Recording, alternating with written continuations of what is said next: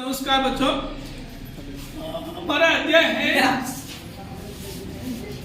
संविधान एक राजनीतिक दर्शन होता है। जितने भी कंट्री होते हैं अपना अपना संविधान होता है। संविधान के हिसाब से उस देश का शासन की व्यवस्था का मतलब संचालन होता है। तो भारत का संविधान का मतलब हम एक राजनीतिक दर्शन को समझते हैं। तो भारत के संविधान का राजनीतिक दर्शन है कि एक तो उदार मतलब कि यहाँ की व्यवस्था लोकतांत्रिक व्यवस्था है। यहाँ पर धर्मनिरपेक्षता की व्यवस्था क्या रहती है। भारत में संघवाद है। संघवाद का मतलब होता है केंद्र और राज्यों में अलग अलग सरकारें होती है और उनके मतलब सब्जेक्ट भी अलग अलग होते हैं। भारत के अंदर धर्म के आधार पर और भाषा के आधार पर जितने भी जो अल्पसंख्यक लोग हैं उनको उनके मतलब राइट दे रखे हैं और उनको मतलब स्वतंत्रता का अधिकार दे रखा है। वो लोग अपने कल्चर को और अपनी जो लैंग्वेज को उनको मतलब संरक्षण दे रखा है और अपनी भाषा का वो लोग प्रचार और प्रसार भी कर सकते हैं। फिर स्वतंत्रता, समानता, लोकतंत्र और सामाजिक न्याय और सार्वभौमिक वैश्विक मताधिकार, इसको अपने डिटेल से आपको समझाता हूं। सबसे पहला है उदारवादी लोकतंत्र। भारत में इसकी शुरुआत ब्रिटिश शासन से हो गई थी। 1919 का एक्ट, 1935 का एक्ट और उसके हाल में हमारा संविधान बना और सरकार का उद्देश्य था कि जो राजतांत्रिक जो सत्ता थी अब उसको लोकतंत्र में तब्दील करनी। तो इसका मतलब होता है कि जितने भी व्यक्ति उनको मतलब स्वतंत्रता देना, उनके साथ में किसी भी प्रकार का भेदभाव नहीं करना। लोकतंत्र का मतलब होता है कि सभी व्यक्तियों को मतलब इक्वलिटी का अधिकार देना। दूसरा है धर्मनिरपेक्षता का मतलब होता है कि राज्य का अपना कोई धर्म नहीं होगा। राज्य किसी भी धर्म को विशेष संरक्षण नहीं देगा।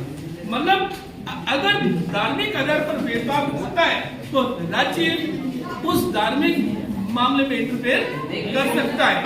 ऐसा नहीं, धर्म के मामले में राज्य भारत में इंटरफेयर कर सकता है। फिर अगला आता है संघवाद। भारत एक फेडरलिज्म कंट्री है। इसका मतलब होता है इतना बड़ा जो देश है तो उसको हमने मतलब शक्तियों के आधार पर इसका बंटवारा हो चुका है। जो इम्पोर्टेंट जो सब्जेक्ट होते हैं वो केंद्र के पास होते हैं, जैसे कि रेलवे है, रुपया है, बैंकिंग व्यवस्था है, विदेश मंत्रालय है। तो ये जो इम्पोर्टेंट सब्जेक्ट होते हैं वो होते हैं केंद्र के पास और जो नॉर्मल सब्जेक्ट होते हैं वो होते हैं राज्य के पास। ये सेट खरीदता है और मतलब रोडवेज की व्यवस्था है, परिवहन है, शिक्षा है, जो ये नॉर्मल सब्जेक्ट राज्य को दे देते हैं।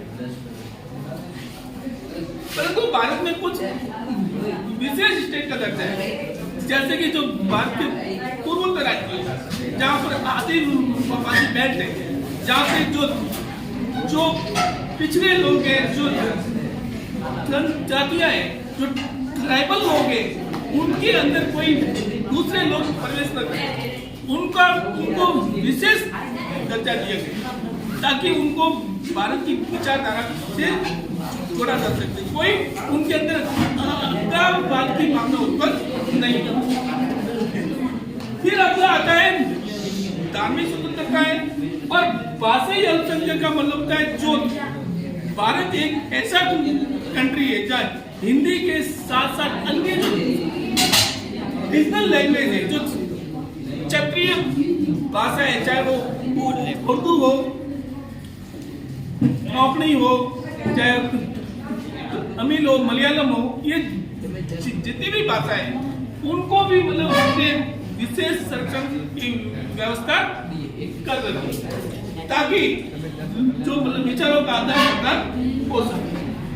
फिर स्वतंत्रता है। भारत के संविधान में आर्टिकल 19 के अंदर नागरिकों को कुल कितनी स्वतंत्रता? 6 स्वतंत्रता है। बोलने की स्वतंत्रता, घूमने की स्वतंत्रता है, रोजगार की स्वतंत्रता, तो ये जो भी स्वतंत्रता है ये एक नागरिक के विकास के लिए इक्वलिटी का अधिकार है।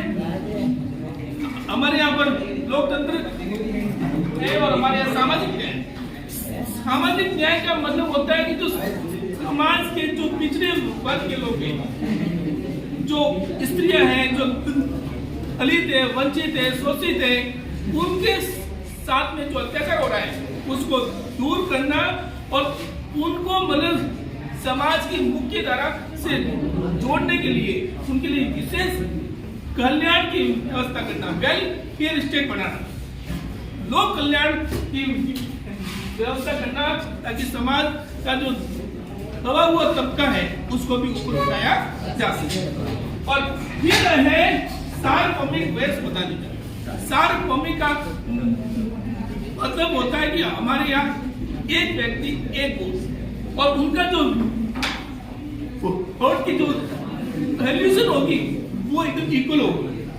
मतलब धर्म, जाति और लिंग और शिक्षा के आधार पर कोई भेदभाव नहीं है। एक व्यक्ति एक वोट का सिद्धांत अपनाएंगे।